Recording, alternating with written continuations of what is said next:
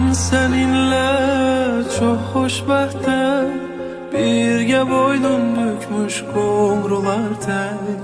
Kalbimde yaşayırsan, en değerli en saf duygular tek. Gözlerinde bir alem var, orada sen varsan orada ben varım.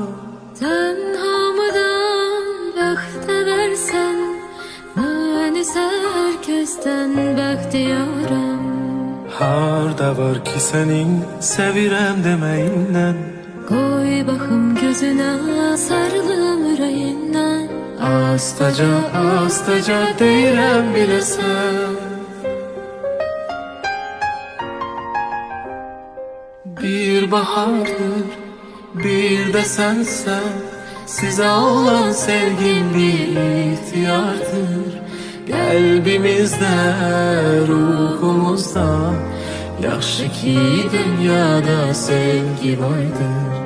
Bir bahardır, bir de sensen, size olan sevgim bir ihtiyardır.